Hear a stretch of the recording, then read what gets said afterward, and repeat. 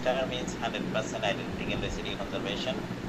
Codon means conservative substitution. That means amino acid was substituted with highly similar or hydrophobic or hydrophilic charged amino acid, charged or uncharged amino acid. Yes, sir. যেহেতু তুমি single amino অ্যাসিডগুলোর property এবং single letter code যদি জানো তাইলে তুমি এগুলো ভালোভাবে explain করতে পারবা। তোমার কাজ হচ্ছে কি তাহলে অ্যামাইনো অ্যাসিডগুলোর প্রপার্টিগুলো জানা, ঠিক আছে? তাইলে তুমি আরেকটু ভালোভাবে ইন্টারপ্রিটেশন করতে পারবা, ঠিক আছে? তারপর ওই যে সিঙ্গেল ডট বা পিরিয়ডের ক্ষেত্রে এটার মিনিং হচ্ছে semi conservative substitution occurs in this places. এইভাবে করে যেগুলোতে ঘটছে এগুলোর কথা বলবা। এখানে সিঙ্গেল ডট পরপর সংখ্যক কয়েকটা জায়গায় সিঙ্গেল ডটের প্রেজেন্স আমরা দেখতে পাচ্ছি। এখানে একটা, এখানে একটা,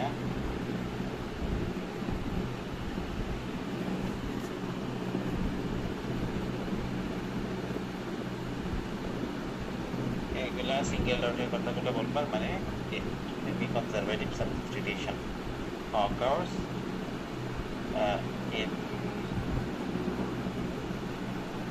কয়টা সাতটা পজিশনে, সাতটা নাকি একটা, দুইটা, তিনটা, চারটা, পাঁচটা,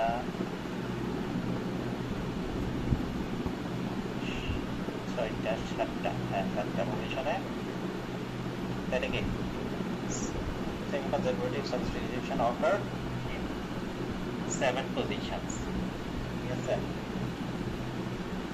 তারপর কি identical অথবা conserved residue was observed. কয়টা পজিশনে তুমি conserved residue দেখছো? কয়টা বলতে পারো? স্টারগুলা, এগুলা খুবই কম।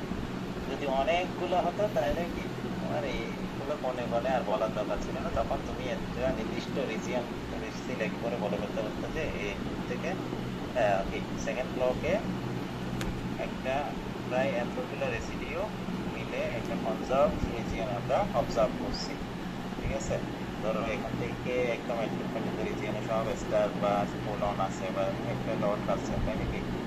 এতটা রেসিডিওর একটা conserve region conserved region consisting of 20 residues or 35 residues was observed in the second block of the alignment. Yes, sir.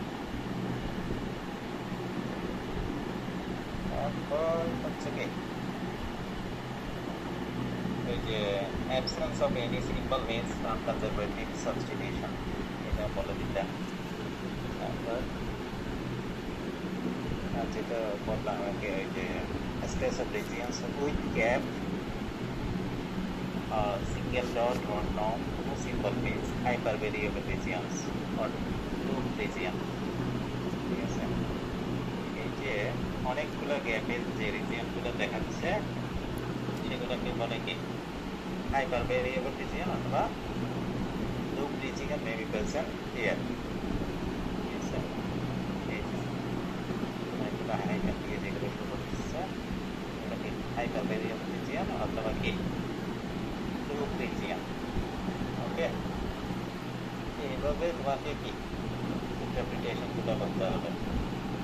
তাইলে প্রথমে তুমি ল্যাঙ্কগুলো বললা, রেঞ্জ কয়টা সিকোয়েন্স নিয়ে করতেছো, এলাইনমেন্টটা এটা বলবা, রেঞ্জ কত 286 থেকে এত 360 পর্যন্ত রেসিডিউ ল্যাঙ্ক, রেসিডিউ সহ সিকোয়েন্স ল্যাঙ্ক।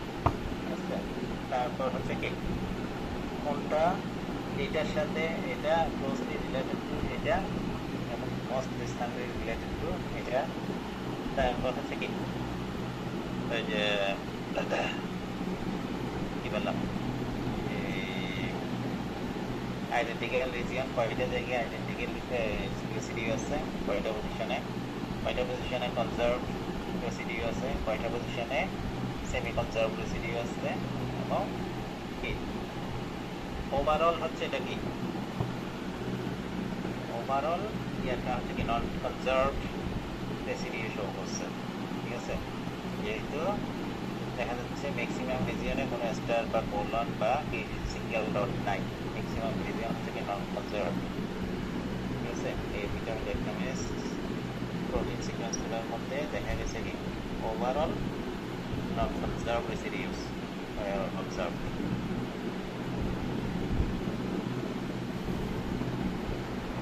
আর প্রথমে হচ্ছে কি তুমি ওভারঅল এটা বলার আগে এগুলো এক্সপ্লেনেশনগুলো দিবা আর কি। স্টার মানে কি, পোলার মানে কি, ডট মানে কি, আর কিছু না থাকা মানে কি, তারপর ওভারঅল কোনটা কয়টা কয়টা আছে এটা বলবা। বলার পর বলবা কি ওভারঅল হচ্ছে কি এখানে নন কনজার্ভ সিকোয়েন্সগুলো নন কনজার্ভ। ঠিক আছে, ওভারঅল সিকোয়েন্স হচ্ছে কি অ্যালাইনমেন্টের ভিত্তিতে আমরা বলতে পারি যে সিকোয়েন্সগুলো হচ্ছে কি নন কনজার্ভ রেসিডিউর সমন্বয়ে গঠিত। আর হচ্ছে এখানে যেটা সবচেয়ে বেশি যে অংশটাতে দেখা যাচ্ছে রেসিডিউ, এটাই বলছিলাম এই রিজিয়নটা মানে সেকেন্ড ব্লকের তুমি এখান থেকে এইটা হচ্ছে টোটাল সম্ভবত 60টা করে। ঠিক আছে, ইয়াতে 60টা করে 1, 2, 3, 4, 5, 6, 7, 8, 9, 10, 11, 12, 13, 14, 15, 16, 17, 18, 19, 20, 22, 23, 24, 25, 26, 27, 28, 29, 30, 31,